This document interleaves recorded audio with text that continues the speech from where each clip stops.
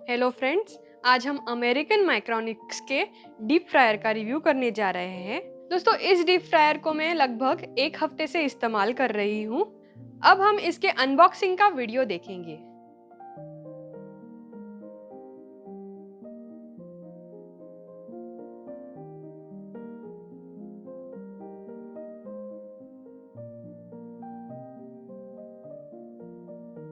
दोस्तों, ये particular deep fryer ये लगभग मुझे 2500 तक मिल गया था, लेकिन इसके बॉक्स के ऊपर की MRP 4490 है। दोस्तों, इस पर्टिकुलर प्रोडक्ट की लिंक मैं नीचे डिस्क्रिप्शन में दे रही हूँ। आप चाहे तो इसकी लेटेस्ट प्राइस वहाँ से चेक कर सकते हैं या इसे ऑर्डर भी कर सकते हैं।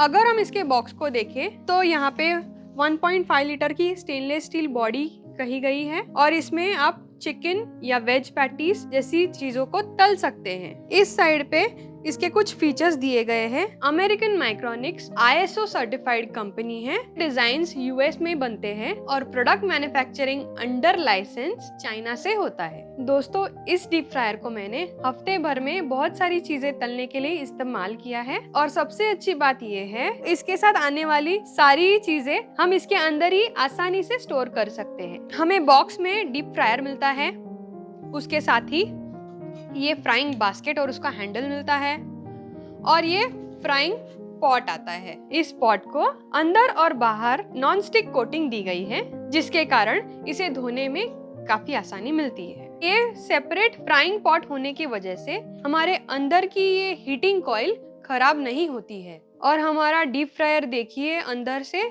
इस्तेमाल करने के बाद भी ये साफ ही रहता है। ये फ्राइंग बास्केट पूरी मेश से बनी है और ये स्टेनलेस स्टील की है। इसे हैंडल दिया जाता है जो डिटैचेबल है और हम इसे इस प्रकार अटैच करते हैं।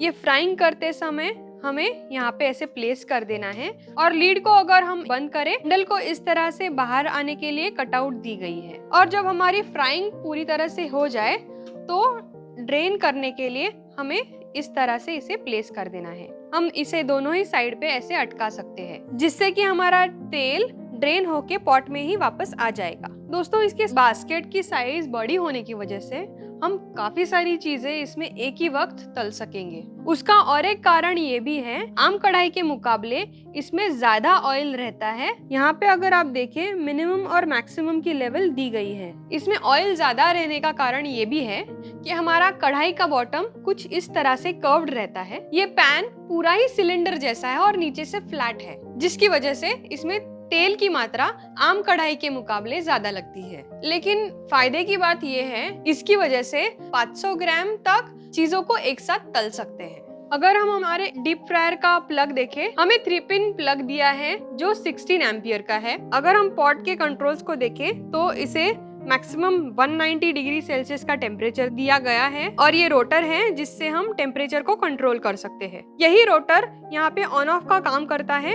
इससे सेपरेट ऑन ऑफ बटन नहीं आता है। नीचे हमें पावर और रेडी के 2 लाइट दिए गए हैं। अगर हम नीचे की तरफ देखें तो यहाँ पे वेंटिलेशन के लिए जाली दी गई है। हमारा ये 1.5 लीटर का डीप फ्रायर 1200 वैट का पावर कंजम्पशन करता है। दोनों ही साइड में हमें प्लास्टिक ग्रैब हैंडल्स दिए जाते हैं। उसी तरह से यहाँ पे लिड को ओपन करने के लिए एक छोटा सा कोना दिया जाता है। लिड को अंदर से एक मेटालिक प्लेट लगी हुई है और यहाँ ग्लास भी है, जिससे हम अंदर की जो फ्राइंग हो रही है उसे देख सकेंगे। ऊपर यहाँ जो वेंट्स दिए गए हैं, यहाँ से जब फ्राइंग के समय भाप बनती है, यहाँ से निकलती है। हमें बीचों बीच अमेरिकन माइक्रोनिक्स का ब्रांडिंग दिया है। यहाँ पे अगर आप देखें, कॉशन हॉट सरफेस लिखा गया है, लेकिन सिर्फ यही कॉशन की बात नहीं है। तो जब फ्राइंग होती है और जैसे ही आप इस लीड को खोलते हैं तो यहाँ से काफी भाप निकलती है एक साथ, जो आपके हाथ को जला सकती है। इसलिए आपको यहाँ पे बेहद सावधानी रखने की जरूरत है। तो फ्रेंड्स, फ्राइंग करते समय आप यहाँ पे चिमटे या ग्लोव्स का इस्तेमाल जरूर करें। तो चलिए क्विकली हम इसमें ready to eat French fries तल के देखते हैं, जिससे कि आपको इसकी परफॉर्मेंस समझ में आएगी। हमने अब फ्राइंग पॉट को ऑन किया है और इसका लीड हम बंद करेंगे। इसे मैंने 190 डिग्री पे सेट कर लिया है। अब ये जो ग्रीन लाइट है, ये बंद होने तक हम रुकेंगे। ये लाइट बंद होते ही हमें पता चलता है हमारा तेल गर्म हो चुका है और तेल फ्राइंग के लिए रेडी है। अब मैं इस पॉट में ready to cook French fries को तलने के लिए रख दूंगी।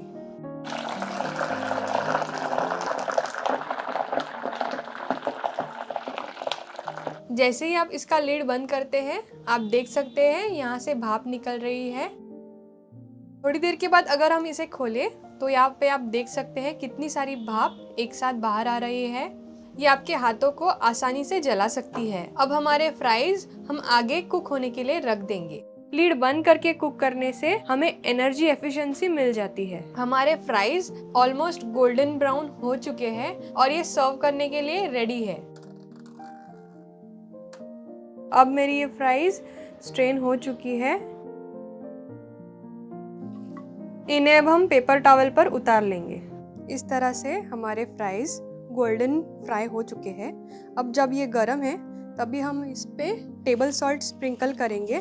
इसका टेक्सचर गोल्डन ब्राउन है और ये काफ़ी क्रिस्प नज़र आ रहे हैं। काफ़ी क्रिस्पी और यमी फ्राइज इसमें बन चुके हैं। दोस्तों, मैं इसके परफॉर्मेंस से तो काफ़ी खुश हूँ। ये काफ़ी अच्छी तरीके से काम करता है।